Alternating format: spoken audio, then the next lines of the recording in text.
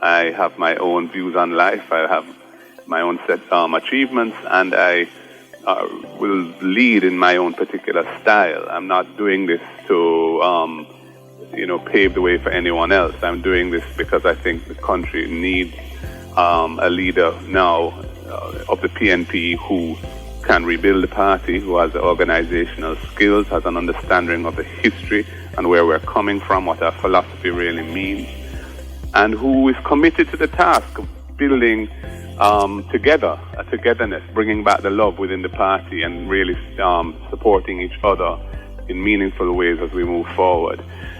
Yes, Peter Bunting is my good friend. We've been in business together for years and so on. We're close friends. But, I'm not doing this for him, or I'm doing this because I think it's necessary. He's supporting me, and I appreciate his support and his guidance. And I think he has a role to play in the party for sure going forward, as do many others. But this is not Rise Part 2. The Rise and One PNP campaigns of last year are over.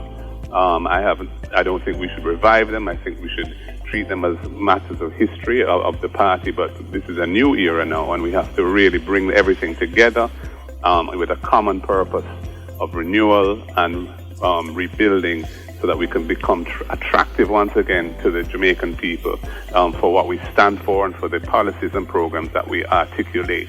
And that's what I intend to do. I'm not a dishonest person. I don't think it would be right.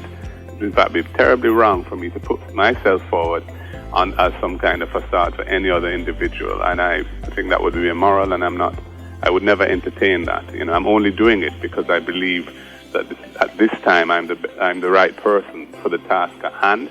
And I'm willing to make the sacrifice of putting myself forward for leader, and I have embraced that.